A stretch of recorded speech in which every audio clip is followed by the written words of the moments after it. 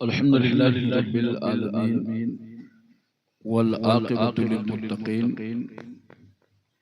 वस्सलातु वस्सलामु अला सुल्तानिस सलातीन सय्यिदिल अंबिया'i वल मुरसलीन मुहम्मदिनिल मुख्तार व आलिहिल अत्हार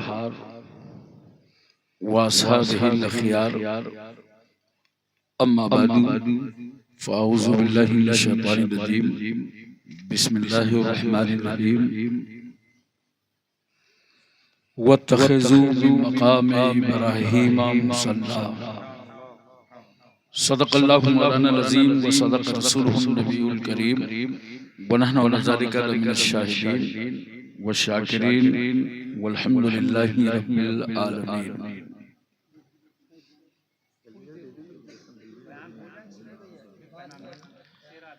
मेंबर नूर पे जलवाबार उलमाए किराम आइम्मा मसाजिद असातिज़ाए मदारिस बुजुर्गों नौजवान साथियों अजीज बच्चों इस्लामी रिश्ते की माँ और बहनों अस्सलामु अलैकुम व रहमतुल्लाहि व बरकातुहू। आयत करीमा की फजीलतें और बरकतें हासिल करने से पहले आइए हम और आप इंतहाई मोहब्बत और अकीदत के साथ अपने आका मौला कौनैन के दूल्हा काली जुल्फों वाले रसूल सुनहरी जाली वाले महबूब डूबतों को तैराने वाले पैगंबर गम की हिचकियां लेने वालों को जिंदगी देने वाले नबी यतीमों को उंगली पकड़ा देने वाले रसूल बेवाओं को कलेजे से लगाने वाले रहमतुल लिल आलमीन सिदरा से आगे जाने वाले मुस्तफ़ा लामका की सैर करने वाले पैगंबर मक्के और मदीने की चटाई पर बैठकर सारी कायनात की तकदीर का फैसला करने वाला अल्लाह का हबीब हुजूर अहमद मुस्तफा मोहम्मद मुस्तफा सल्लल्लाहु अलैहि वसल्लम की बारगाह आलिया में दरूद पाक की डालियां निछावर कर रहे हैं बावाज़े बुलंद। अल्लाहुम्मा सल्ली अला सय्यदना मौलाना मुहम्मदिन व अला आलि सय्यदना मौलाना मुहम्मदिन बारिक वसल्लिम सलातु व सलामुन अलैका या रसूल अल्लाह। एक बार और मोहब्बत से पढ़िए अल्लाहु रब्बु मुहम्मदिन सल्लल्लाहु अलैहि वसल्लम नहनु इबादु मुहम्मदिन सल्लल्लाहु अलैहि वसल्लम सलातु व सलामुन अलैका या रसूल अल्लाह। एक बार पूरी तवज्जो मदीना तैयबा में और मोहब्बत से नबी और आले नबी की बारगाह सल्लल्लाहु अलैहि वालैहि सल्लल्लाहु अलैहि वसल्लम सलातु व सलामुन अलैका या रसूल अल्लाह। मोहतरम हज़रात दारुल उलूम अहले सुन्नत रिज़ाए मुस्तफ़ा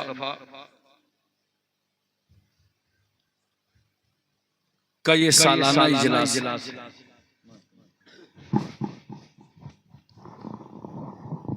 हजरत मौलाना शहंशाह साहब बरकाती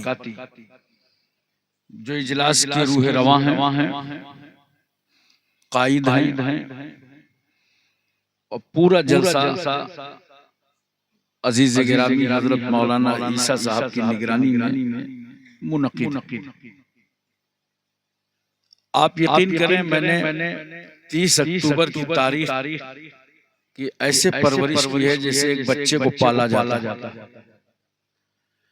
और बहुत लंबा सफर करके कल रात मैं रायपुर छत्तीसगढ़ में था और सुबह भी आज एक प्रोग्राम था। वहां से बजरिया फ्लाइट लखनऊ आया, लखनऊ से बाई कार आप तक पहुंच गया। जलसे वालों से मुझे कभी कोई शिकवा नहीं रहता। जिस तरह मैं 2 आदमी बोलता हूँ उसी तरह अल्हम्दुलिल्लाह 2 लाख नहीं बोलता। मुझे कोई शिकवा नहीं रहता। और मैं कहता हूँ कि जहां पे आपका जलसा कामयाब हो वहां पे मेरी तकरीर करा। आगे पीछे की भी कभी बात नहीं करता हूँ। बताइए असरार भाई कभी की है? आप बहुत मेरे साथ शरीक हुए। वो आपकी मर्जी, आप जो चाहें जैसा चाहें करें। लेकिन एक बात मैं खास तौर से अर्ज करना चाहता हूँ। अभी मौलाना शहंशाह साहब, मौलाना ईसा साहब, इनकी ज्यादा उम्र नहीं, अपनी उम्र से ज्यादा मेहनत कर रहे हैं, अपनी उम्र से ज्यादा काम कर रहे हैं। तो जो इलाके के बड़े आलिम हैं, उनकी जिम्मेदारी है कि इन लोगों को हम किस तरह सपोर्ट करें और इनको कौन से तरीके बताएं कि इनका मदरसा भी कामयाब चले और इनका जलसा भी कामयाब हो। हर आदमी आकर के अल्लाह रसूल की बात करता है, शायर भी करता है, मुकर्रिर भी करता है, लेकिन तरन्नुम लोग ज्यादा पसंद करते हैं। अगर किसी को ज्यादा पैसा मिल जाए तो तकलीफ नहीं होना चाहिए। ये तो अल्लाह की तरफ से जिसको नजर नियाज़ ज्यादा मिल जाए तो तरन्नुम को लोग ज्यादा पसंद करते हैं। हमें मालूम, हमारी लाइन में बर्रे सगीर में कुछ खुतबा हैं जो तरन्नुम से तकरीर करते हैं। बाज वक्त वो बहुत छा जाते हैं तरन्नुम से तकरीर कर। तो इस बुनियाद पर लोग नजर नियाज़ पेश करते हैं। आपके जो मुकद्दर में है वो चाहे मिल जाए चाहे छीन लो, प्रॉब्लम नहीं है, वो आएगा उतना माना। लेकिन इन दोनों की और मौलाना शहंशाह की इलाके के तमाम उलमा की जिम्मेदारी है कि और अच्छे से तरबियत दें। आज 6 बच्चे फारिग हुए हैं, आइंदा 60 बच्चे पढ़कर फारिग होंगे।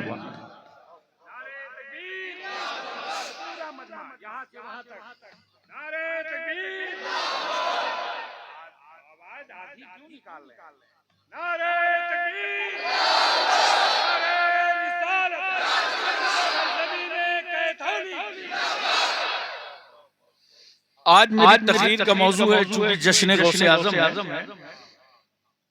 मैंने जो मुंतखब किया उन्वान वो है निस्बत। और अगर आप निस्बत को समझ गए तो इंशाअल्लाह कोई बदअकीदा आपको गुमराह न कर पाए। 4 मिसरे हाजिर हैं, समाज फरमाए असरार भाई, जिया भाई कहाँ गए सब? बहरहाल जितने भी शोरा हैं इन लोगों की तरह मेरी आवाज नहीं है, मगर अल्लाह का शुक्र है कि आपकी भी मेरी तरह नहीं है। 4 मिसरे हाजिर हैं, समाज फरमाए। क्योंकि सब जानते हैं कि इस वक्त हिंदुस्तान की फील्डिंग बहुत टाइट है, चौवे छक्के तो लग नहीं सकते, कहीं कट करूंगा, अगर कोई कैच निकले तो संभालना। वो चाहते हैं कि हिंदुस्तान छोड़ दें हम, वो चाहते हैं कि हिंदुस्तान छोड़ दें हम। बताओ भूत के डर से मकान छोड़ दें?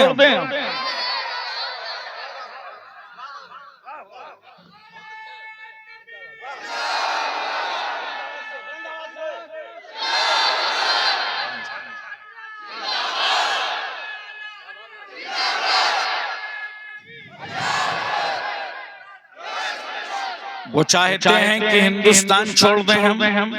बताओ भूत के डर से मकान छोड़ दें हम।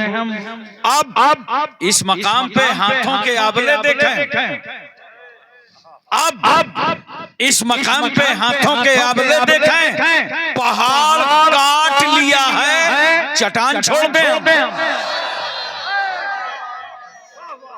पहाड़ काट लिया है, एक बार और लगा दीजिए।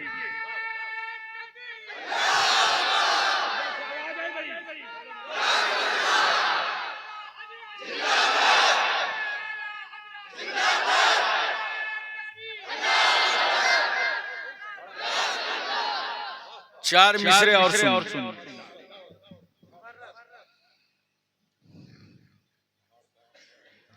सब कहते यही हैं कि हम इस वतन के वफादार, जो इंतहाई बेवफा हैं वो भी कहते हैं, क्योंकि सही बात जो है वो सही माल खाने से समझ में आती है, गोबर और पेशाब से तो नहीं समझ में आएगी। बोलो। तो बहुत लोग दावा करते हैं कि हम हिंदुस्तान के वफादार हैं। जरा तवज्जो कीजिएगा, हिंदुस्तान का सच्चा वफादार मैं ही हूं। ये मैं जो है ना, ये शैतान वाली नहीं है, इस मैं में आप भी शामिल। हिंदुस्तान का सच्चा वफादार मैं ही हूं। कब्रों से पूछ, असल जमींदार मैं ही हूं। कब्रों से पूछ, असल जमींदार मैं ही हूं। दरिया के साथ वो तो समंदर में बह गया, ये राप्ती है, ये सरयू है, ये गंगा है, ये जमुना है, ये घाघरा है, ये बेतुआ है। दरिया के साथ कितना माकूल इंतजाम है बहाने का। दरिया के साथ वो तो समंदर में बह गया। मिट्टी में मिलके मिट्टी का हकदार मैं ही हूं। मिट्टी में मिलके मिट्टी का हकदार मैं ही हूं। चार मिसरे और उलमा की खास तवज्जो। हम ही को कातिल कहेगी दुनिया, हमारा ही कत्लेआम होगा। हम ही को कातिल कहेगी दुनिया, हमारा ही कत्लेआम होगा। हम ही कुएं खोदते फिरेंगे, हम ही पे पानी हराम होगा। हम ही को कातिल कहेगी दुनिया, हमारा ही कत्लेआम होगा। हम ही कुएं खोदते फिरेंगे, हम ही पे पानी हराम होगा। अगर ज़हनियत यही रही तो मुझे ये डर है कि इस सदी में, अगर ज़हनियत यही रही तो मुझे ये डर है कि इस सदी में न कोई अब्दुल हमीद होगा, न कोई अब्दुल कलाम होगा, न कोई अब्दुल हमीद होगा, न कोई अब्दुल कलाम होगा। मोहतरम सामीन किराम, आज दस्तार है। बोलो। आज दस्तार है। आपस में कितना प्यार है। ये फजले परवरदिगार है। दुश्मनों पर गर्दो गुबार है। आशिकों के चेहरों में कितना निखार है। आज दस्तार। और एक बात समझ लीजिए, खास तौर से ये तलबा से मैं कहने जा रहा हूं और तकरीबे फहम के लिए अपनी कौम को समझाना चाहता हूं। दस्तार बंदी, अभी अभी आपने देखा तो आप सोच रहे होंगे सर बांध रहे थे कि दस्तार बांध रहे थे, लेकिन आपको मैं समझा दूं, जो आज दारुल उलूम अहले सुन्नत से बच्चे पढ़कर फारिग हुए हैं, या हाफिज हो गए, आलिम हो गए, मगर इनके 10 तार खुले थे। आज उन 10 को उलमा अहले सुन्नत ने बांधा। अब तक ये हाथों से जो चाहते थे पकड़ लेते थे, पैर से जहां जाते थे चले जाते थे, आंख से जो चाहते थे देख लेते थे, दिमाग से जो चाहते थे सोच लेते थे, कान से जो चाहते थे सुन लेते थे। मगर आज उलमा किराम ने इन 10 तारों को पाबंद कर दिया। क्या है मिल्लत के शहजादों, ए आलिमों, ए हाफिजों, अब पैरों से वहां मत जाना जहां जाने से इस्लाम ने रोका है। हाथ से वो मत पकड़ना जिस पर इस्लाम ने पाबंदी लगाई है। कान से वो मत सुनना जिस पर शरीयत ने कंट्रोल किया है। जुबान से वो मत बोलना जिसको अल्लाह रसूल ने नापसंद किया है। गोया अब तुम्हें अपना सारा काम तबीयत से नहीं करना, मुस्तफा की शरीयत से करना है।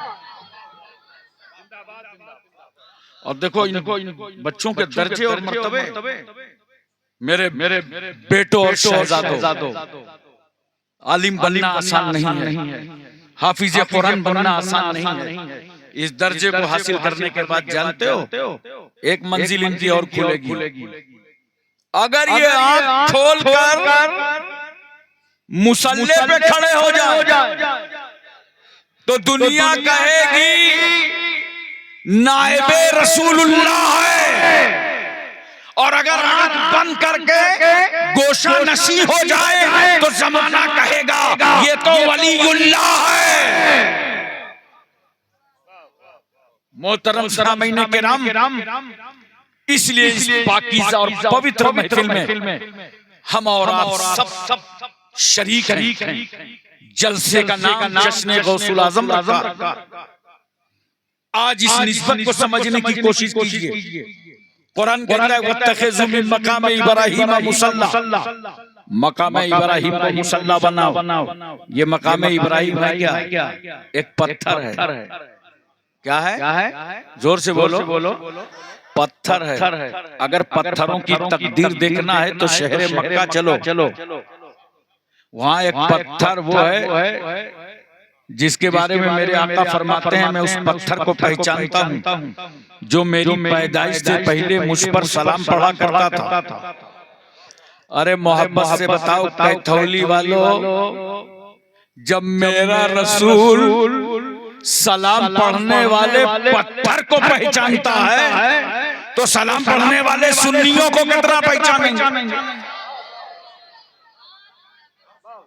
एक पत्थर वो है जिसको अल्लाह के रसूल ने चूमा है।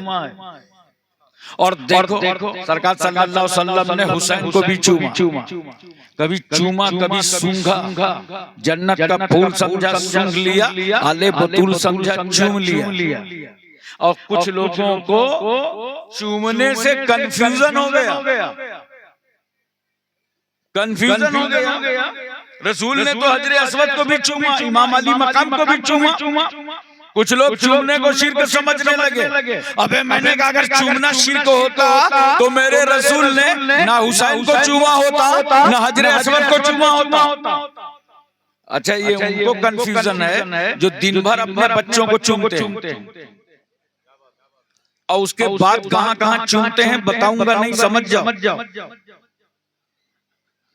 अबे अगर चूमना शिर्क होता तो नबी ने चूमा ही ना होता। नबी ने तो चूम करके हम सुन्नियों को नजरिया अता कर दिया कि अगर हजरे अस्वद की तरह हजर मिले तो चूम लो और हुसैन की तरह बशर मिले तो चूम लो।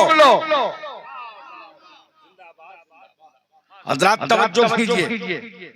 तो एक पत्थर मकाम इब्राहीम है, इस पर इब्राहीम अलैहिस्सलाम ने खड़े होकर के काबे की तामीर फरमाई।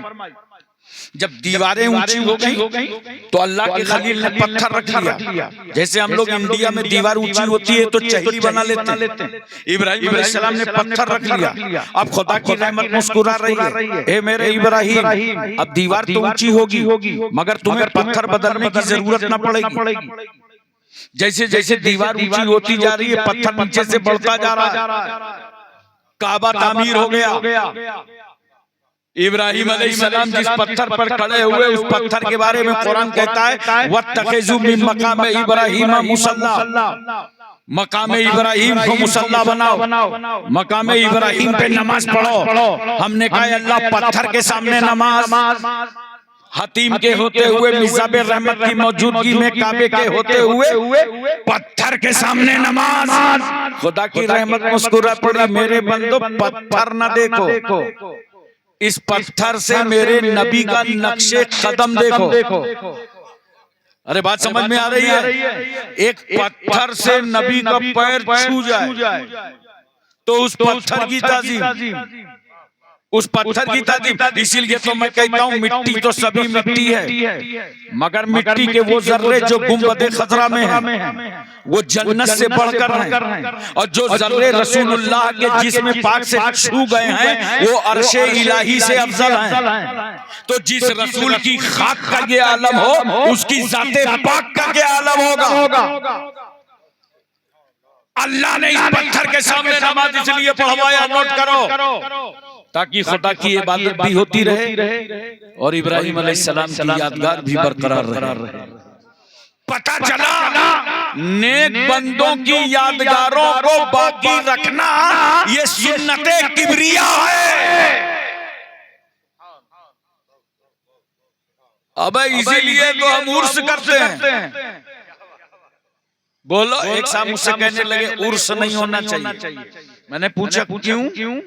कहा औरतें जाती। तो मैंने कहा शादी नहीं होना चाहिए। बोला क्यों? मैंने कहा औरतें जाती। और अगर तेरा ये फार्मूला इंडिया में लागू किया गया तब तो भारत के सियासी नेताओं को अलग से एक पार्टी बनाना पड़ेगा, ऑल इंडिया रड़ुआ समाज। अबे शादी भी होगी, उर्स भी होगा, लेकिन दोनों शरीयत के मुताबिक होंगे। बोलो, बहुत गौर से मेरी तरफ देखना, बात समझ में आएगी। देख रहे हो? ये देख रहे हो ना? देख रहे हो? नाम मत लेना। इसका कितना ख्याल रहता है। कटने न पाओ, बच्चे जवान हो गए, कटवाने न पाओ। और यहाँ से निकलता क्या है बताना मत। माहौल मत खराब करना। अरे गंदगी निकलती है ना, तो अपना इंतजाम है, निकले जो जितना बड़ा मौसम ज्यादा उतना बड़ा रुमाल निकले, पोंछ लो। यही तो करोगे कि नाक ही काट डालोगे? अरे बोलो, नाक तो नहीं काटोगे ना, गंदगी निकले और पोंछ लो। इसी तरह याद रखना, मज़ारों और दरगाहों का उर्स नहीं छोड़ा जाएगा, शरीयत नहीं छोड़ी जाएगी, शादियां नहीं छोड़ी जाएंगी। अगर शादी में खिलाफे शरा कोई अमल हो रहा हो, उर्स में शरीयत के खिलाफ कुछ हो रहा हो, तो उन गलत रस्मों को मिटाया जाएगा। उर्स कल भी हो रहा था, आज भी हो रहा है और कयामत तक होता रहेगा। उर्स से तो बड़े फायदे हैं। भारत में तो 90% इस्लाम मज़ारों से फैला। अरे बोलो यार, दिल लगा के बोलो सुभान अल्लाह। मैंने अपनी जिंदगी में जब सबसे पहले शख्स को कलमा पढ़ाकर मुसलमान किया 92 से पहले, अल्लाह ताला ने बहुत तौफीक दी मुझे अपनी जिंदगी में कलमा पढ़ाने की। लेकिन जब पहले शख्स को मुसलमान किया तो मैंने उससे पूछा, ये बात बता, तुझे इस्लाम में पसंद क्या है, अच्छा क्या लगा? क्या शादी का कुछ मामला है, रुपए पैसे की लालच है? कोई तुझे लालच दे रहा है कि मुसलमान हो जाओ? नहीं गुरुजी, न शादी का मैटर है न लालच है। हमने कहा फिर मुसलमान हो क्यों रहा है? तुझे अच्छा क्या लग रहा है? कहा मैंने तो इस्लाम पढ़ा ही नहीं, तो बताऊं क्या? बस इतनी बात जानता हूं। ये जाजमऊ शरीफ कानपुर में हजरत मखदूम शाह आला रहमतुल्लाह अलैह का मज़ार अक़दस, तो बगैर भेदभाव के हिंदू, मुस्लिम, सिख, ईसाई, जाट, ब्राह्मण, अंसारी, मंसूरी, खान, पठान, अफगान सब आते हैं। तो एक दिन मैंने भी स्नान किया और सर पर रुमाल रखा और दर्शन के लिए मज़ार आ गया। और जब मज़ार में खड़ा हुआ तो मेरी आत्मा को शांति मालूम। मैंने वहीं से फैसला कर लिया कि जब कानपुर में एक वली की अजमतों का ये आलम है तो मदीने के मोहम्मद की रहमतों का आलम क्या हो।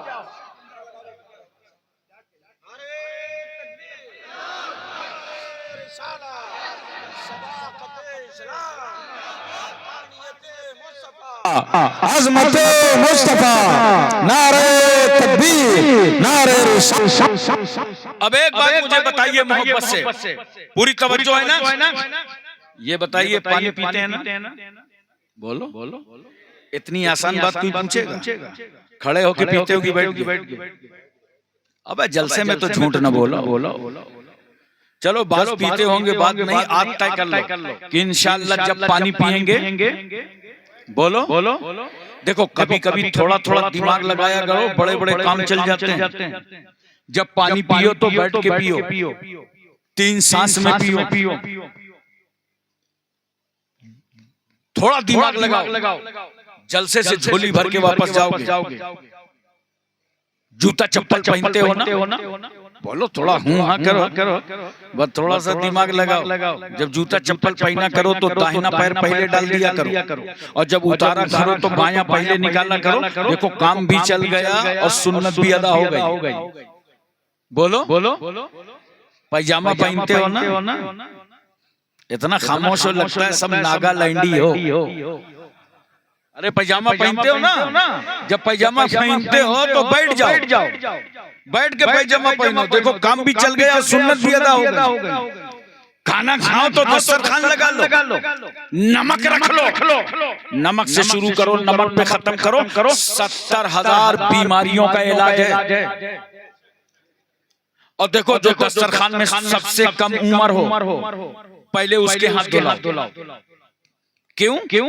अगर बड़े बड़े लोगों को हाथ धुलाने लगे तो बच्चा बैठे बैठे सोचेगा या अल्लाह जहाँ ऐसी पर्सनालिटीज हो, खुदा खैर करे, उधर का माल इधर सप्लाई होगा या नहीं, तो बच्चे का दिल टूटेगा। इस्लाम दिल तोड़ने नहीं आया, इस्लाम तो टूटे हुए दिलों को जोड़ने के लिए आया। पहले बच्चे के हाथ धुलाओ, और जब खाने से फारिग हो जाओ तो जो सबसे बुजुर्ग हो, बड़ा हो, उसके हाथ धुला, ताकि उसकी अजमत का परचम भी लहराता नजर आए। मैं आपसे पूछ रहा हूँ मोहब्बत से, बड़ी आसान बात, पानी पीते हो? वादी का, नदी का, चश्मे का, इलाके का, कुएं का, हैंडपैप का, नगर पालिका की टंकी का सारा पानी बैठकर, और अगर हाजी जी आबे जमजम ला के दे दें तो खड़े हो। मैंने कहा यार सारा पानी बैठ करके आबे जमजम खड़े होके, तो आप कहेंगे हजरत इस पानी से एक नबी की एड़ी छू गई है, एक नबी की एड़ी टच हो गई है, इसलिए ताजीमन हम खड़े हो जाते हैं। अच्छा सुन्नियों, तुम आबे जमजम खड़े होके पियो तो मुझे कोई हैरत नहीं है। अब मैं ताज्जुब तो उन लोगों पर है जो नबी के लिए नहीं खड़े होते, पानी के लिए खड़े हो जाते, पानी के लिए खड़े हो जाते। एक पानी नबी की एड़ी से छू जाए, उस पानी की ताजीम। आप हज करके वापस आए, दरवाजे भीड़ लगने लगी। हिंदुस्तान मोहब्बतों का मुल्क है। हमारे यहाँ मुसलमान भी आते हैं, गैर मुस्लिम भी आते हैं, और कहते हैं फौला साहब पश्चिम गए हुए थे, चलिए उनकी मुलाकात कर लें। अब आप क्या कहा अपने बच्चों से? हज कमेटी ने 5 लीटर पानी अलाउ किया था, इतने में होगा क्या? मजमा ज्यादा है, हैंडपैप का पानी लाओ, कुएं का लाओ, एक ड्रम बनाओ, ड्रम में 5 लीटर मिला दो। अब 5 लीटर को एक ड्रम बना दिया गया, जो आता जा रहा है खड़े होके पीता जा रहा है। मैंने कहा कैथौली वालों, आबे जमजम को खड़े होके पीते तो बात समझ में आती, ये कैथौली वाले पानी के लिए क्यों खड़े हो गए? तो आप कहेंगे हजरत हमारे गांव वाला पानी मक्के वाले पानी से मिल गया। बोलो पूरी तवज्जो है? देखो और आसान कर दूं, वजू करते हो ना? अरे नमाज पढ़ोगे तब ना वजू करोगे? अरे पढ़ो नमाज। अब मैं यही तो अफसोस है, जिन पर नमाज फर्ज है वो पढ़ते नहीं, और जिन पे फर्ज नहीं है वो पढ़वाने निकले। पढ़ो सुन्नियों नमाज। अब तो गांव सिस्टम बदला। माशाल्लाह कैथौली में भी पाइप लगे हुए हैं वजू के लिए, और गांव चले जाओ। बाकी पहले क्या था? लोटा बदना, और जैसे ही वजू किया, वजू करने के बाद लोटा में जितना पानी बचा क्या करते थे चाचा? जोर बोलो। खड़े होकर पी लेते थे। मैंने कहा यार ये बताओ खड़े होकर इसे क्यों पीते हो? तो आप कहेंगे ये वजू का है। और देखो मैं आपकी और अकलें खोल देता हूँ, ये वजू का थोड़ी है, तवज्जो चाहता हूँ। जिस पानी के लिए आप खड़े हुए ना, ये वजू का कहाँ है? ये तो बचा हुआ है। जो वजू वाला था ना, हाथ धोया कंट्रोल से बाहर, चेहरा धोया कब्जे से बाहर, पैर धोया तुम्हारी गिरफ्त से बाहर, तो जिससे वजू किया वो तो बह गया, और जो बचा है उससे वजू किया ही नहीं। अगर इससे वजू किया होता तो ये भी बह गया होता। इसके लिए क्यों खड़े हुए? तो आप कहेंगे हजरत ये जो बचा हुआ है ना, ये वजू वाले पानी से छू गया। तवज्जो कीजिए, इसलिए हम इस पानी की ताजीम करते हैं। बस यहीं से समझ में आ गया, एक पानी नबी की एड़ी से छू जाए, निस्बत हो जाए, ताल्लुक हो हो जाए, उस पानी की ताजीम, एक पानी हमारे गांव और घर के पानी से छू जाए, हमारे घरेलू पानी की ताजीम एक पानी वजू के पानी से मिल जाए, उस पानी की ताजीम। अरे सुनो, इसीलिए हम ताजीम करते हैं पीराने पीर, दस्तगीर, रोशन जमीर, पुरतनवीर, बातासीर, जिनके कदमों में हम गरीबों की तकदीर शेख मोहिउद्दीन अब्दुल कादिर जिलानी अल मारूफ सरकार गौसे आजम। इसलिए कि गौसे आजम का सीना इश्क़े खुदा का गंजीना है और मोहब्बत रसूल का मदीना है। हजरात एक बात मुझे और मोहब्बत के साथ बताइए, बोलो पूरी तवज्जो है, ज़हन हाजिर है। अगर आप समझ लेंगे तो मैं वाकई समझूंगा कि जलसे में बहुत समझदार लोग मेरी बड़ी बारीक बातें समझ गए और आपके इस्लाह और सुन्नियत के लिए वो बहुत काफी होंगी। आप उन्हें साल याद रखेंगे, दूसरों को बताएंगे, दूसरों को समझाएंगे। अब मुझे एक बात बताओ, हम और आप जिस पानी से वजू करते हैं, जानते हो वो पानी दो गंदगियों को धुल देता है। आज़ाए वजू पे जो जाहिरी गंदगी थी उसकी धुलाई, और जो आपने गुनाहे सगीरा किया, और जैसे ही हाथ धुला गुनाहे सगीरा धुलने लगे। बोलो सुभान अल्लाह।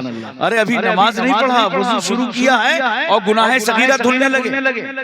और सुनो, दो गंदगियों को ये पानी धुलता है, जो आज़ा पर गंदगी थी उसकी धुलाई, गुनाहे सगीरा की धुलाई। लिहाजा अब इस पानी को दोबारा इस्तेमाल मत करना, समझ गए? अब इसे इस्तेमाल मत करना। ये उलमा बैठे, पूछो ये पानी का दोबारा इस्तेमाल करना, ये पानी नजीस है, अब इसको मत इस्तेमाल करना वरना मिर्गी जैसी बीमारी का खतरा है। एक बार इस पानी से वजू कर लो तो याद रखना दोबारा उस पानी का इस्तेमाल करना मत, वरना मिर्गी जैसी बीमारी का खतरा है। ये हमारे तुम्हारे वजू का पानी है कि अगर दोबारा इस्तेमाल करो तो बीमारी पैदा हो जाए। लेकिन अगर वजू कर रहे हो मुस्तफा जाने रहमत, अगर वजू कर रहे हो रहमतुल लिल आलमीन, अगर वजू कर रहा हो अल्लाह का पैगंबर, अगर वजू कर रहा हो अल्लाह का हबीब, तो सहाबा दौड़ पड़ते हैं और हथेली पे हथेली और नबी के वजू का पानी जमीन पर गिरने नहीं देते। और जिस सहाबी को पानी नहीं मिलता था वो दूसरे सहाबी से कहते थे, लाओ अपना खाली हाथ मेरे हाथ में रख दो। जाहिर की बात है सहाबी ने कहा होगा पानी नहीं है, तो उन्होंने कहा पानी नहीं है, मगर इस हथेली से नबी के वजू का पानी छू गया। हजरात मैं एक बात इस मकाम पे पूछना चाहता हूँ, बोलो पूरी तवज्जो है। हम वजू करें तो हमारे वजू का पानी इस्तेमाल करो तो बीमारी, और नबी वजू करें तो उस पानी को सहाबा तबर्रुक बना ले, इसलिए कि वो पानी शिफा। पहली बात तो आपसे ये पूछता हूँ, आजकल लोग बात पे पूछते हैं ये लिखा कहाँ? बोलो चौराहे पे गुजरगांव पे होटल पे बैठ गए, ये लिखा कहाँ? सीधा साधा दुकानदार देखा, चाय की दुकान में पहुंच गए, अबे कलुआ ये सलाम लिखा कहाँ? अब वो बेचारा घबरा गया कि ये दुनियादारी में दीनदारी कहाँ से होने लगी। पहुंच गया पान की दुकान पे, अबे फाती ये फातिया लिखा कहाँ? अब अच्छा खासा चूना कत्था बराबर लगा रहा था, सुन्नी था, मूड खराब हो गया, चूने। अब मैं आपसे पूछना चाहता हूँ, किससे पूछ रहे हैं लिखा कहाँ है? चाय वाले से। किससे पूछ रहे हैं? पान वाले से। किससे पूछ रहे हैं? अनपढ़ से। किससे पूछ रहे हैं? जाहिल से। और अल्लाह क्या फरमाता है? फस्अलू अहल ज़िक्र इन कुंतुम ला तालमून। जिन बातों का तुमको इल्म ना हो वो बातें आलिमों से पूछ लिया। अल्लाह फरमाता है पढ़े लिखे लोगों से पूछो। इन लोगों ने पलटी मारी, कहा हम तो जाहिलों से पूछेंगे, उल्टा ही काम करेंगे। पान वाले से अनपढ़ से पूछो लिखा कहाँ है? अबे बहुत हिम्मत है बहुत पढ़े लिखे हो, सहाबा को मानने का बहुत दावा करते हो, तो मैं तुम्हें चैलेंज करता हूं, चल सहाबा से पूछ के रसूलुल्लाह के सहाबा जब नबी वजू कर रहे थे तो नबी के वजू का पानी आप जमीन पर गिरने नहीं दे रहे थे। ये लिखा कहां? ये लिखा कहां? हिम्मत पूछने की, चल पूछ, लेकिन नादान तू नहीं पूछेगा। हम अहले निस्बत हैं, अहले मोहब्बत हैं, हम अहले सुन्नत हैं। हम पूछ सकते हैं, ऐ इज्जत माफ सहाबा, ऐ रिफत माफ सहाबा, तकद्दुस माफ सहाबा, इस्मत माफ सहाबा, आपके कदमों पर हमारे माँ बाप कुर्बान। ये तो बताइए, जब सरकार वजू कर रहे थे तो आप नबी के वजू का पानी जमीन पर गिरने नहीं दे रहे थे। ये लिखा कहां है? तो सहाबा का इश्क बोलेगा नादान। ये हमारे इश्क की किताब में लिखा है कि हम अदाए आशिकाना दिखाते जाएं और मुस्तफा खामोश होकर उसे साबित फरमाते चले जाएं। मोहतरम सामीन किराम, अब यहीं से बताओ, हमारे वजू का पानी नबी के वजू के पानी के बराबर नहीं है। अबे जब उम्मती के वजू का पानी नबी के वजू के पानी के बराबर नहीं है तो कोई उम्मती कैसे नबी के बराबर हो सकता है? बोलो। आजकल हर टेढ़ा जबरदस्ती मैं नबी की तरह, काला कलूटा मैं नबी की तरह। अबे ये बात अपनी बीवी से बोल के देख, मैं तेरी तरह, तो इतने मारेगी कि गिनेगी भी नहीं। अच्छा, पहले की औरतें शौहरों की बहुत फरमाबरदार होती। देखो कह रहा है 12 साल की उम्र है, 80 साल की खबर दे रहा। सुना होगा अगल बगल। वाकई औरतें शौहरों की बहुत फरमाबरदार होती थी, मगर अब ये पोस्ट ट्रांसफर हो गई। अब मर्द खुद ही फरमाबरदारी करने लगे। लेकिन अगर आज भी कोई खतीबे, आज भी कोई कनीज़े फातिमा मिल जाए और शौहर की खिदमत करने लगे तो दाहिने तरफ कपड़े धुलेगी तो बाएं तरफ मुंह करेगी। इतनी बदबू, ये तुम्हारे कपड़ों का हाल है। तुम्हारी बीवी न बर्दाश्त कर सके, मगर शान देखो मुस्तफा जाने रहमत की कि अगर नबी के जिस्म पाक का पसीना दुल्हन को मिल जाए तो दुल्हन कहती है अब अतर की जरूरत नहीं है, अब तो खानदान महक जाएगा, नस्लें महक जाएंगी, औलादें महक जाएंगी। मेरा सरकार सल्लल्लाहु अलैहि वसल्लम जिन गलियों से गुजर जाएं, सहाबा कहते रास्ता पूछने की जरूरत नहीं है, चले रास्ते की खुशबू बता रही है। अल्लाह का रसूल यहीं से गुजरा है, अल्लाह का पैगंबर यहीं से गुजरा है, अल्लाह का हबीब यहीं से गुजरा है। दोस्तों, हर माहौल पर अपने नबी को आइडियल बनाओ। बोलो मोहब्बत से, अपने नबी को आइडियल बनाओ। आज क्या हो गया समाज में? जलसे क्यों किए जाते हैं? ताकि तुम्हारे ईमान की भी इस्लाह हो, अमाल की भी इस्लाह हो। आज क्या हो गया? माहौल कितना बदल गया। जिन्हें आइडियल बनाना था अपने रसूल को, वो आइडियल बनाने लगे बंबई के अदाकारों को। देखो हमारे नौजवानों को फटी हुई पैंट पहन रहा है, देख रहे हो, और ऐसी टाइट जींस, पता नहीं चलता है कि इसने जींस को पहना है कि जींस ने इसको पहना। और तहारत में बहुत दुश्वारी होती है पेशाब करने में। जो ऐसे लोग कपड़े पहनते हैं, याद रखना कम से कम 50 ग्राम पेशाब तो साथ में रहता ही है।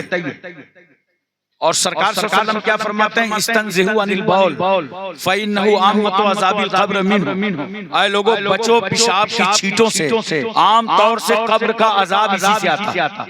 बोलो। मैं आपके जिन्स की मुखालफत नहीं करता, बताऊंगा कपड़े कैसे पहनना चाहिए। कपड़े ऐसे पहनो तहारत में आसानी हो, कपड़े ऐसे पहनो इबादत में आसानी, दोनों कामों में आसानी। मैं भिंडी बाजार से आ रहा था, साइड में मेरी गाड़ी खड़ी थी, एक छोटा बच्चा आया, बोला हजरत कुरला जा रहा है। मैंने कहा तो लो मैं भी चलूं। मैंने कहा चल भाई, जगह खाली है। बैठ गया। मैंने कहा कहाँ गया था? रमजान का जमाना था। कहने लगे वो शॉपिंग करने गया था, ईद के कपड़े खरीदने। मेरे पास टाइम बहुत था गाड़ी में। मैंने कहा खरीद लाया? बोला जी। मैंने कहा जरा देखें। बच्चे जो होते हैं ना, वो कपड़ा देखने दिखाने से खुश बहुत होते, और हमेशा अपने मोमिन की, बच्चों की, छोटों की खुशी हासिल किया। तवज्जो कीजिए। तो मैंने उसके कपड़े ले लिए, जब चेक करने लगा तो सामने जींस थी, वो सामने ही फटी हुई नजर आ गई। अबे मैंने कहा तू ठग गया। कहा क्या हुआ हजरत? अबे मैंने कहा पैंट फटी है। छोटा बच्चा था मगर जानते हो क्या ऐसे कर रहा है, यानी मुझी को बेवकूफ समझ रहा। सोच रहा था बहुत पुराने आदमी हैं, सजा से बचने की सबील करते हैं, पुराने लोग हैं, पुराना वकील करते हैं। आप तवज्जो कीजिए जरा सा।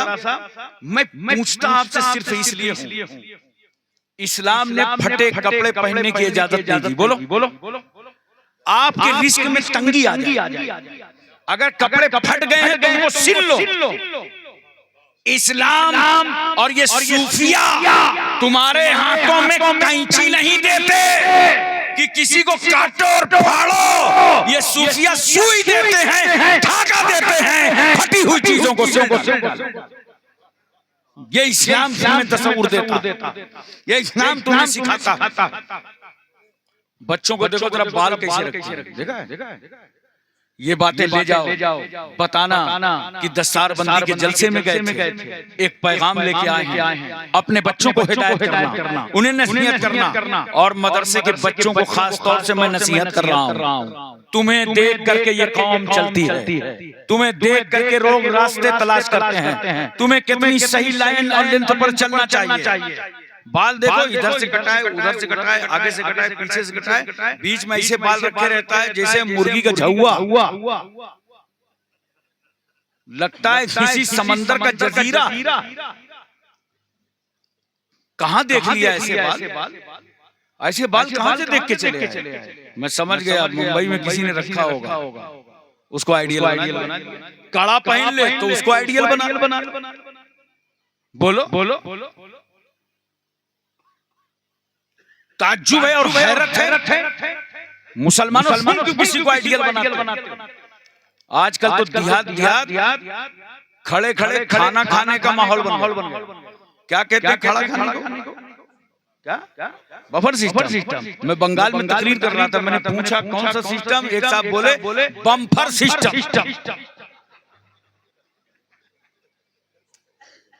अब देखो खाना लगा हुआ, भीड़ लगी हुई है और दौड़े जा रहे हैं और जा करके पता नहीं दोबारा मौका मिलेगी नहीं, गोटी पे प्लास्टिक की पलेटियां टेढ़ियाए जा रही है, साला नीचे गिरा जा रहा है, मगर जनाब बाज नहीं आ रहे, खाना जाया कर रहे हैं।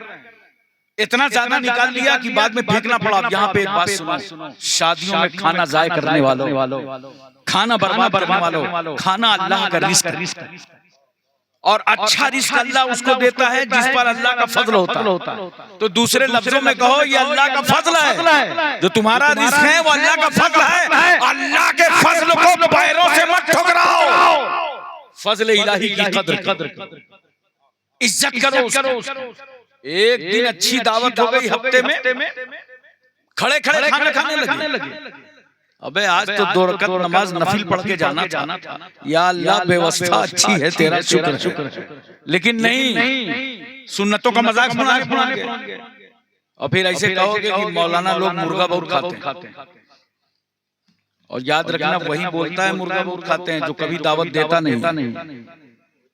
तहकीक कर लेना कभी भी मेरी बात को, ये वही बोलेगा मोहल्ले में या गांव में कि मौलाना लोग मुर्गा बहुत खाते हैं जो कभी दावत।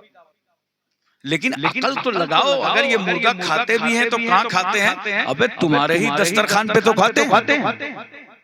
बोलो। लेकिन अगर इनकी तरह रोज मुर्गा खाना है ना तो तुमको मैं आइडिया बता देता हूँ।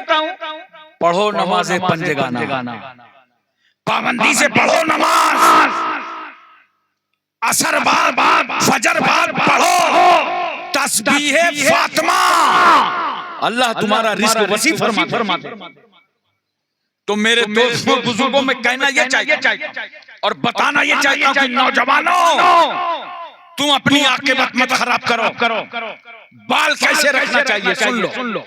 3 तरीके के बाल, या तो कसर करा दो बाल, बिल्कुल बारीक करा दो और या तो ताबदोश या ताबगोश, या तो ये शाने तक बाल रखो और या तो कान की लौ तक बाल रखो, 3 तरीके के बाल रखो। याद रखना, लिबास इस्लामी पहनो जिसमें तुम्हें इबादत में तहारत में आसानी हो, वो लिबास पहनो। सुन्नत के मुताबिक खाना खाओ। मुसलमानों, नौजवानों, तुम क्यों किसी दूसरे को अपना आइडियल बना रहे हो? अरे वो लोग अपना आइडियल मुंबई के अदाकारों को बनाएं जिनके पास कोई आइडियल ना हो, वो फिल्मी स्टारों को आइडियल बनाएं जिनके पास कोई आइडियल ना हो। हमारे आइडियल हादी अकबर जनाबे मोहम्मदुर रसूलुल्लाह है। हमारे तो आइडियल सैयदना सिद्दीक़ अकबर हैं, फारूक आज़म हैं, उस्मान गनी हैं, मौला अली हैं, हजरत साद हैं, सईद हैं, Talha, Zubair, Ammar, Buzar, Khalid bin Walid, Abu Bakr bin Jarrah, Abdurrahman bin Auf, Suhaib Rumi, Salman Farsi, Bilal Habshi, हजरत अनस, अबू हुरैरा, अबू दरदा, अमीर हमजा। अरे सुनो, हमारे आइडियल इमाम हसन मुस्तफा है। जरूरत पड़े तो जहर पीकर दीन बचाओ। हमारे आइडियल इमाम हुसैन है। जरूरत आ जाए तो सर कटा के दीन बचाओ।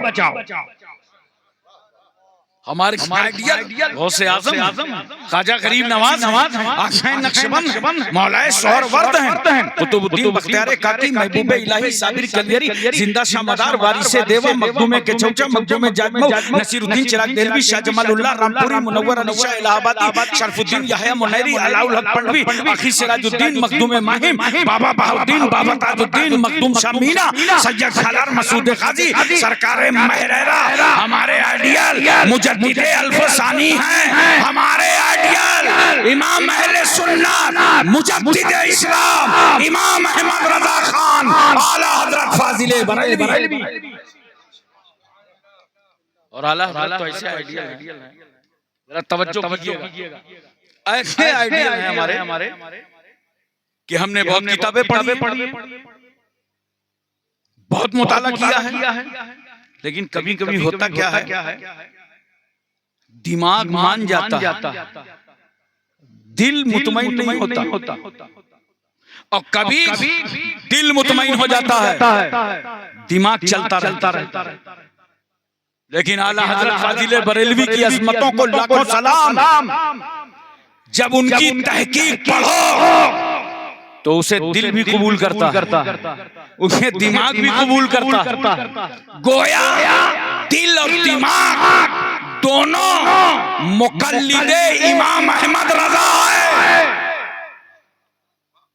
अब मसलन चाहे हजरत अबू तालिब के ईमान का मसला हो, चाहे हजरत अमीर माविया की सहाबियत का मसला हो, चाहे यजीद जैसे पलीद की बात हो जो आला हजरत तहकीक करते हैं, हम सुन्नियों का उसे दिल भी मान लेता है और दिमाग भी मान लेता।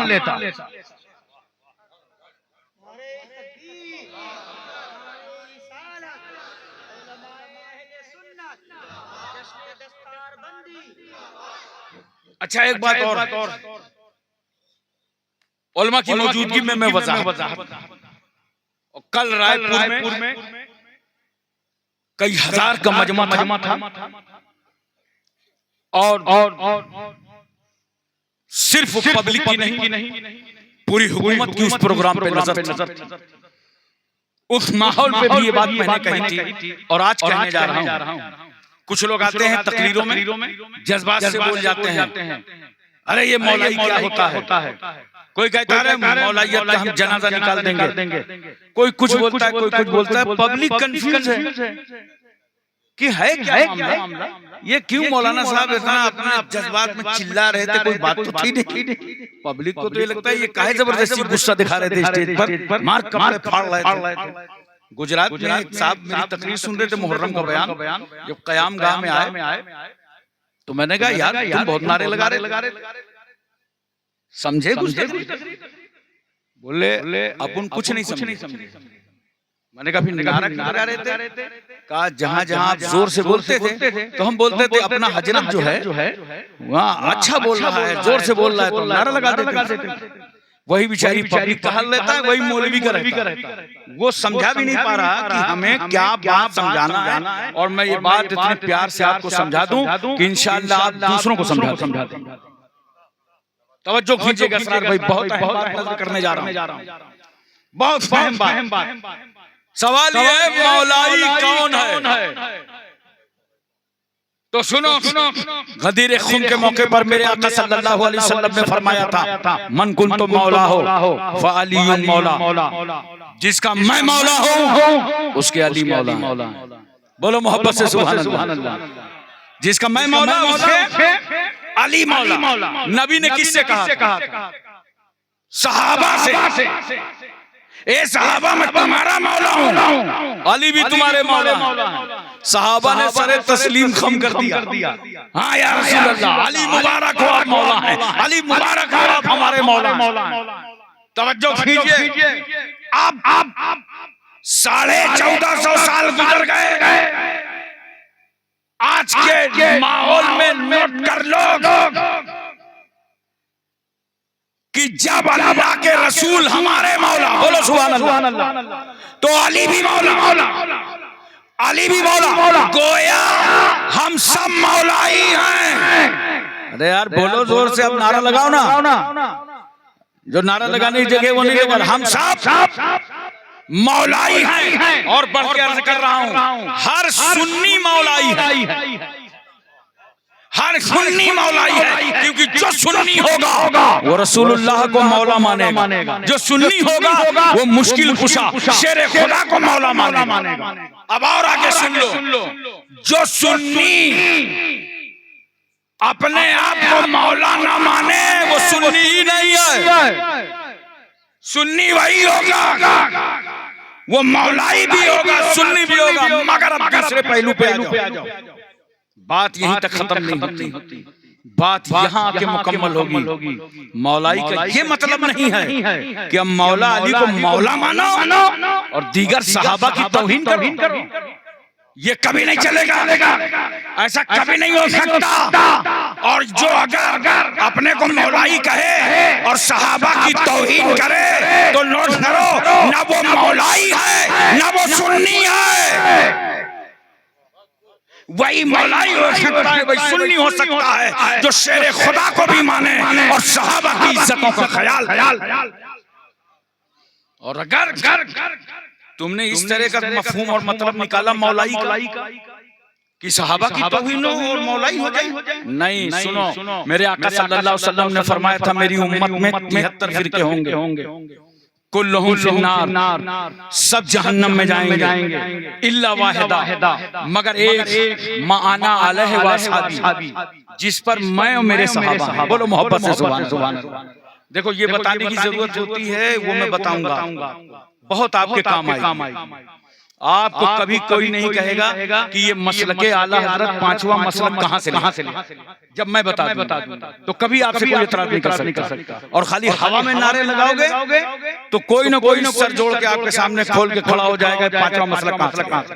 अब देखो प्यार से समझ लो, सरकार ने फरमाया मेरी उम्मत में 73 फिरके होंगे, सब जहन्नमी हैं, लेकिन एक जन्नती है, माना अलैहि वसहबी, जिस पर मैं हूं, मेरे सहाबा हैं।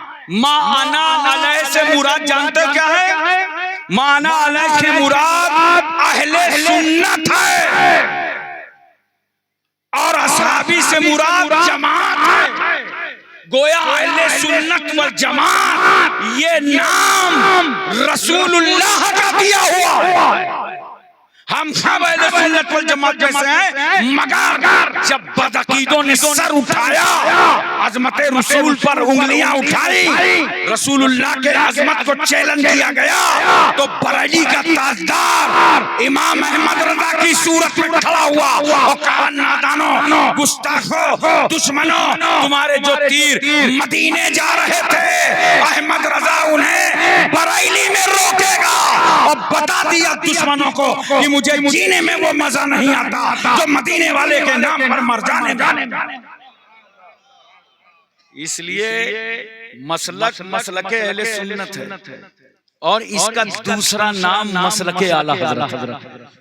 पूरी बात सुनोगे, कोई तुम्हें गुमराह न कर पाएगा, कोई तुम्हें चैलेंज न कर पाएगा। बोलो, पूरी तवज्जो है ना? मसलक अहले सुन्नत ही का नाम क्या है? मसलक। बोलो मोहब्बत से सुभान अल्लाह, प्यार से सुभान अल्लाह। अब मैं अर्ज कर रहा था कि अगर कोई अपने को मौलाई कहता है और वो सहाबी की तौहीन करता है तो याद रखना वो 72 फिरकों में चला जाएगा। वो एक फिरका है कि मौलाई भी कहो, सहाबा की तौहीन करो, ये फिरका है। 72 में चले जाओगे गुमराह में। और अगर अहले सुन्नत वल जमात में आना है ना तो मौलाई वो है जो मौला अली की भी ताज़ीम करे और सहाबा की भी ताज़ीम करे।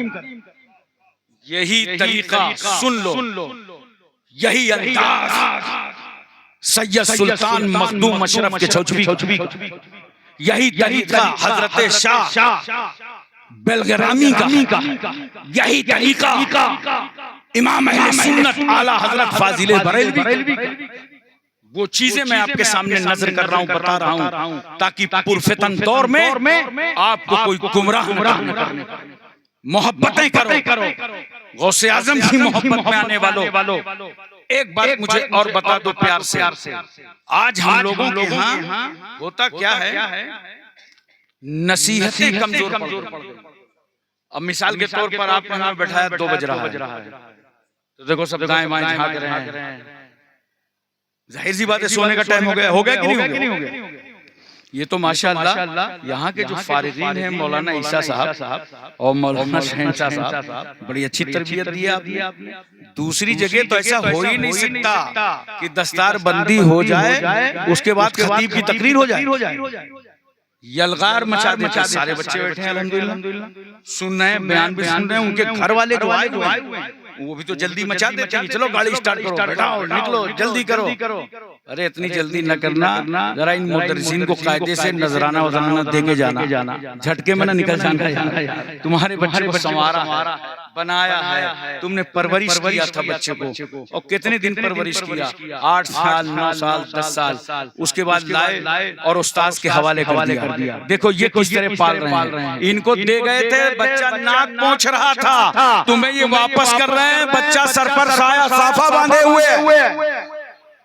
बोलो, नसीहतें किया करो और अच्छी नसीहतें करो। मैं उलमा से कहता हूँ हम लोग नसीहतें तो भूल गए हैं। एक आखिरी बात बोलो, क्योंकि आपको नींद आ रही होगी, जाहिर सी बात है अफसार भाई की नाम होनी है। तो एक आखिरी बात सुनो, बहुत उलमा से आपने सुना, मगर मैं नसीहतन नजर करता हूँ। गौसे आजम रज़ियल्लाहु तआला अन्हु जब बगदाद से रवाना हुए तो एक काफिला जा रहा था ताजिरों का, तो माँ ने उस काफिले के साथ कर दिया और साथ में 40 दिनार दे दिया। उलमा से आपने खूब सुना होगा। और क्या कहा कि बेटा अकले हलाल सिद्क के मकाल, कभी झूठ ना बोलना और हराम ना खाना। बोलो मोहब्बत से सुभान। लेकिन इस पर कभी गौर किया? ये हम लोग छोटे थे तो हिंदी स्कूलों में कक्षा 3 में एक पाठ पढ़ाया जाता था, सच्चा बालक। पढ़े होंगे आप लोग, सच्चा बालक। मगर ये फिरका परस्तों ने अब उस पाठ को निकाल दिया, हटा दिया ना। तो सच्चा बालक कौन था? वो गौसे आजम, जिससे हिंदुओं के बच्चे भी सबक लेते थे, ईसाइयों के बच्चों को हिदायत होती थी, मुसलमानों के बच्चों को रहनुमाई होती थी कि बचपने में कैसा सच बोला ताकि बच्चे सच बोलना सीख जाएं। अच्छा, माँ ने नसीहत की कि झूठ न बोलना, हराम न खाना। अब मैं पहले आपसे पूछना चाहता हूँ, आपका बच्चा जब घर से निकलता है तो आप नसीहत करते हैं? आप भूल गए। अब लोग नसीहतें करते ना, बिल्कुल नसीहत नहीं करते, बल्कि कहते हैं अच्छा कौन से पैंट पहन गया शर्ट, अबे ये नहीं जम रही, जा अपनी अम्मी से बोल वो वाली निकाल के ला जो मार्च में लाए। अब लेके आया जूता कौन सा? अच्छा हाँ ठीक है, थोड़ा बाल सही कर ले, बढ़िया टीप टाप करा दिया, वाले पैसे डाल ले, रंगबाजी से रहना। वहाँ जा तो रहा शादी में किसी से तू कमजोर नहीं है, नसीहत कर रहे हो। अरे तुम्हें बच्चे को कपड़े पहना कर और दुआ पढ़ा देते कि अल्लाह तेरे सुपुर्द करते हैं मौला, रास्ते के खतरात से हिफाजत फरमाना, और उसे हिदायत ये देते बेटा जाओ शादी में जा रहे हो, रिश्तेदारों के यहाँ जा रहे हो, जब रास्ते में चलना तो निगाह नीची करके चलना, नजरें नीची रखनी, कोई पत्थर अगर रोड में पड़ा हो तो उस पत्थर को उठा करके बेटे तुम किनारे कर देना। नसीहत देते हो क्या? नहीं देते हो। इस पैन का वो चौराहा मुझे याद है, एक पादरी गुजर रहा था चौराहे से, पत्थर पड़ा था, पत्थर पे टकरा गया। पादरी ने देखा कि एक शख्स मर गया टकरा के, भीड़ लग गई, मजमा लग गया। तो पादरी ने पूछा ये मजमा किस लिए लगा है? लोगों ने बताया कि एक 80 साल का बूढ़ा आदमी यहाँ से निकल रहा था, पत्थर में टकराया, गशी तारी हुई, मर गया, हादसाती मौत है इसलिए भीड़ लग गई। उसने कहा चलो मरने वाले को मैं भी देख लूं। पादरी लाश पर पहुंचा तो रोने लगा। लोगों ने पूछा क्यों रो रहे हो, क्या रिश्तेदार है? कहा नहीं कोई रिश्तेदार नहीं है, सिर्फ इसलिए रो रहा हूँ कि मरने वाले तू पत्थर से टकरा के मर गया। ऐसा लगता है कि इस रास्ते से कोई मुसलमान नहीं गुजरा। लोगों ने पूछा मुसलमान गुजरा होता तो क्या मलकुल का रास्ता रोक लेता? क्या मलकुल मौत का रास्ता तो ना रोकता, मगर बीच रास्ते में जो पत्थर पड़ा था अगर मुसलमान निकला होता तो उसे उठा के वो किनारे कर देता। मुसलमानों ये तुम्हारी शान है, अपनी औलादों को नसीहत करिया करो, अच्छी अच्छी बातें बताया करो कि वहाँ जा रहे हो निगाह नीची रखना, बड़ों की इज्जत करना, छोटों पर शफकत करना, मोहब्बतों से पेश आना। लेकिन हम ये नहीं करते। बोलो चलो आज से बदलो और तरीका सीखो। पुरानी चीजें बहुत सारी हमने छोड़ दी, बरकत कम हो गई। देखो पहले जब सब्जी खरीदने जाते थे ना, लहसुन प्याज धनिया मिर्चा सब खरीदा, उसको पेमेंट किया, सब्जी वाले ने पैसा ले लिया, आपने झोला ले लिया। जब चलने लगे तो सब्जी वाला क्या कहता, भैया रुको, तो थोड़ी सी धनिया और मिर्चा लेके अलग से यूं डालता था तो आप कितना खुश होते थे। अबे यार सारा सामान भी एक नंबर कर दिया, माशाल्लाह अपनी तरफ से धनिया और मिर्चा दे दिया, रुपया 2 रुपया का सामान, लेकिन आपका दिल खुश हो जाता था। और सब्जी वाले को मालूम था कि कस्टमर को खुश रखो अल्लाह खुश हो जाएगा। कोई अच्छी चीज घर में फटती थी तो क्या करते? जाओ भाई पड़ोस में जाओ, एक प्याला खीर दिया हो, सालन दिया हो। अब क्या बच्चों से कहते हैं पंखा वंखा बंद करो, बाहर खुशबू न जाने पावे। पहले इंतजार करते थे कि मेहमान आ जाए तो खाना खाएं, अब इंतजार करते हो कि मेहमान चला जाए तो खाना। और नहीं तो बम्बई चले जाओ ना, तुमको चाय पिला के जान ले लेगा। 10 मिनट में लाओ एक कटिंग, लाओ पानी कम चाय जल्दी। जब तक तुम छक नहीं जाओगे खाना नहीं खाना है, चाय बराबर पिला ताकि जल्दी से निकल लो, आगे बढ़ जाओ। मैं कहता हूँ बदलो अपने आप को। दूध लेने जाते थे तो जब दूध नाप देता था तो थोड़ा सा दूध वो बोलो ऊपर से डाल देता था तो आप बहुत खुश होते थे, यार अच्छा आदमी है, देखा दूध तो दिया जो देना था, थोड़ा सा ज्यादा भी दे दिया। ये रस्में, ये आपस की मोहब्बतें, इनको वापस लाओ मुसलमान। अपने औलाद से नसीहत करना, घर से निकलो माँ बाप का चेहरा देख करके निकलो, उनसे दुआएं लेकर के निकलो, कहीं ठोकर नहीं लगेगी। अगर माँ बाप से दुआ लेके निकले, हाँ दुआ लेते हो खाली बीवी की, वो अकेले दुआ बीवी की लग नहीं पाती जब तक माँ बाप की दुआ साथ में ना। बोलो तवज्जो तो गौसे आजम रज़ियल्लाहु ताला ने क्या नसीहत किया था, माने झूठ न बोलना, हराम न खाना। रास्ते में डकैती पड़ गई, माल लूट गया। एक ने आके पूछा गौसे आजम से आपके पास क्या है? आपने फरमाया 40 दीनार। उसने सरदार को खबर दी, सरदार ने कहा भाई झूठ बोल जाते, वापस हो जाते, आपका माल चला जाता। गौसे आजम ने क्या फरमाया था वो सुनो। आप फरमाते हैं कि सुनो, अगर झूठ बोल के मैं ये माल वापस लेके चला जाता तो मुझे तो अपनी माँ को हिसाब देना। तो माँ कहती बेटा झूठ बोल के वापस ले आए तो मैं अपनी माँ को क्या हिसाब देता? सरदार की आंखों में आंसू आ गए, वो रो पड़ा। कहा साथियों, जिसे माँ को हिसाब देना हो वो झूठ न बोल सका। हमें तो अपने परवरदिगारे आलम को हिसाब देना, अपने रब को हिसाब देना है। मैं तौबा जाओ मेरे से जुदा हो जाओ। साथियों ने कहा सरदार जी डकैती करना हुआ, चोरी करना हुआ, आवारागर्दी करना हुआ तो सरदार आप, और जन्नत में जाना हुआ तो आप अकेले, ऐसा नहीं चलेगा, हम सब तौबा कर। सबने तौबा कर लिया। अब बताओ एक सच्चाई का फायदा कितना बड़ा मिला कि सारे डाकुओं ने तौबा कर, और जिसने लूटा हुआ माल था वो सारा माल वापस।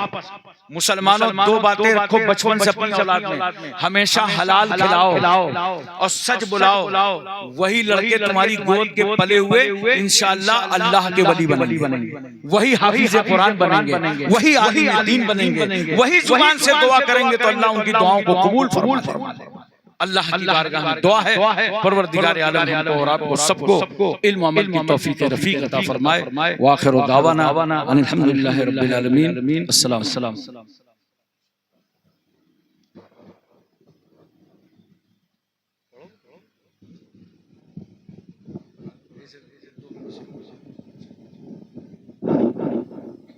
पंद्रह मिनट आप और बैठ सकते हैं। सब लोग बताएं, पहले हाथों को उठा के बताएं कि बैठ सकते हैं। 15 मिनट। जो लोग बैठ सकते हैं वो थोड़ा उठ करके आगे भी आ सकते हैं। ठीक है, नहीं थोड़ा सा आसानी हो जाएगी, सुस्ती जो है वो दूर हो जाएगी। कुछ लोग अंधेले में पीछे बैठे हैं, मैं भी गया था जरूरत से, तो मुझे दिखाई नजर आएगी।